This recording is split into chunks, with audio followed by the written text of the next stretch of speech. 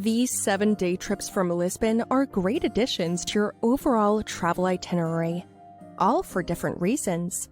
Whether you're interested in seeing historic, quaint towns or the remnants of opulent country estates, you'll find something in this list that appeals to you. Welcome to MultiCityTrips, the multi-destination travel expert for personalized multi-city trips to Europe.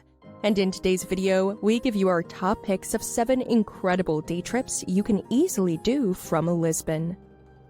New to our travel channel? We post new videos every Monday and Thursday, so subscribe today and ring the bell so you don't miss out on our latest travel guide, inspiration, tips, and amazing travel itineraries available to your favorite destinations in Europe.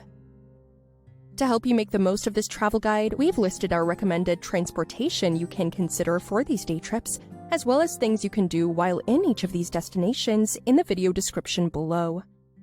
For a full list of recommendations, click on the link provided in the description to access the blog post version of this guide on our website. Here are 7 incredible day trips you can easily do from Lisbon. Number 1. Sintra. Sintra is one of the most popular day trips from Lisbon, and it's easy to understand why. It's just 40 minutes away from the city by train, and there's plenty to do there to fill up your day. Make sure you take the time to visit the Palacio da Pena. This romanticist castle is noted for its vivid yellow, red, and gray exteriors, as well as its position on the top of a hill in the Sintra Mountains. It has long been one of Portugal's most visited monuments and has been carefully restored over the years.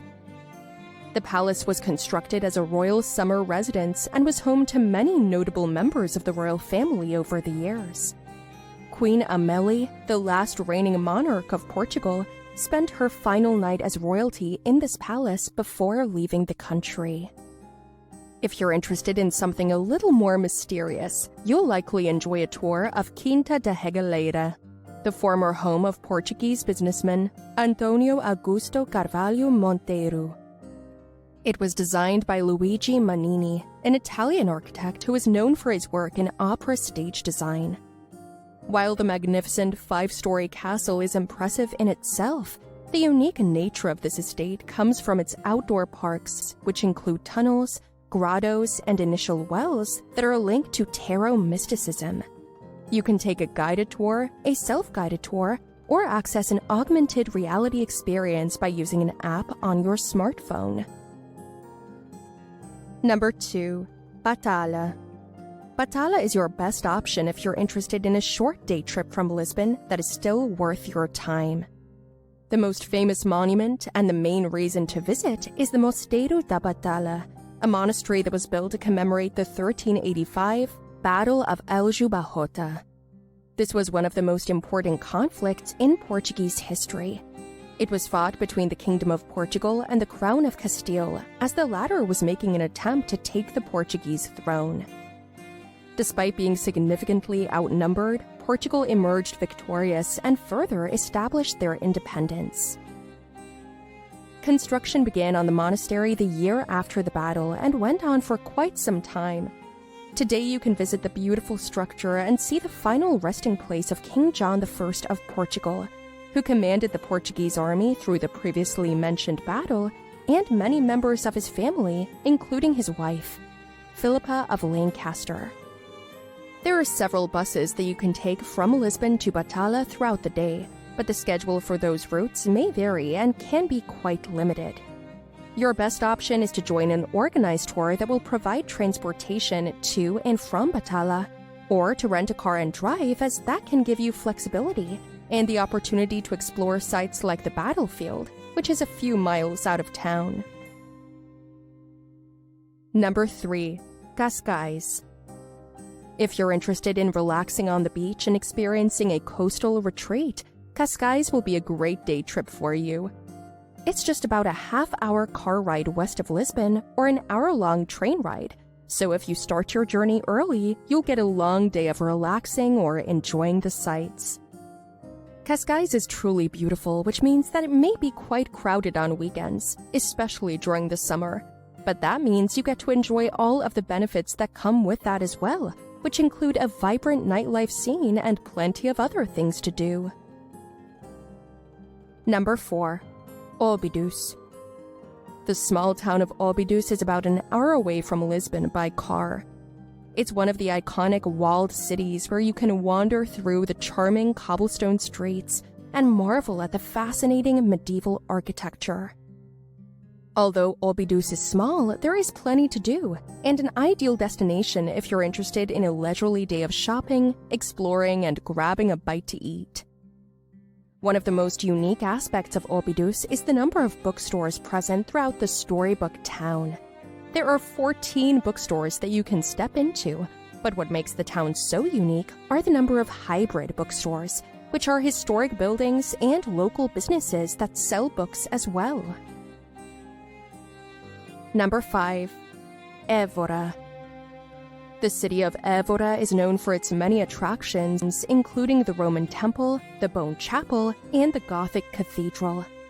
The city is also known for being incredibly well preserved. You can take a train to Evora, or you can drive. Either way, you'll be there within an hour.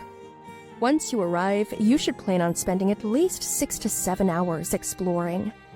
It can get moderately busy during the weekends, especially during parts of the year that see an influx of tourists, like the spring or summer. Number 6. Cetubo. For an authentic and charming experience, head to the small town of Cetubo. It's about 30 miles south of Lisbon, and you can either drive or take a train to get there. Either way, it will take you about 40 minutes to arrive. One of the perks of visiting Cetubo is how few tourists venture there. You'll get to see a side of modern Portugal that not many visitors see. For example, you can stop by the Mercado do Livramento, a historic fish market that has been taking place for over 150 years. Shop at any of the hundreds of stalls for fish and other food items. Number 7. Palacio Nacional Jequelus. One of the last great examples of Rococo architecture in Europe, the Palacio Nacional Jequelus is a great place to visit to get a glimpse of the opulence and splendor of Portugal's past. It was built in the 18th century as a summer retreat for Dom Pedro of Braganza and his wife, Queen Maria I. In the 20th century, it became a property of the state, and today one wing of the palace is used as the official state guest house. The Palacio Nacional Jequelus is very close to Lisbon, so it's a great option for a last-minute day trip. You can take standard public transportation to get there, which normally takes 45 minutes or more, but if you can rent a car or hire a taxi, that will be your best option, as that journey only takes about 15 minutes. There you have it, our suggestion of the best day trips you can do while staying in Lisbon. We hope you find our guide helpful, and if you are planning a day trip to any of these destinations mentioned in this guide, ensure to check our recommended ways to get there and more things to do during your visit in the video description below. Want to experience the best of Europe, but need help planning and finding the best vacation package? Visit us at MultiCityTrips.com today and see how our travel experts can help you design and personalize your trip to these incredible European destinations.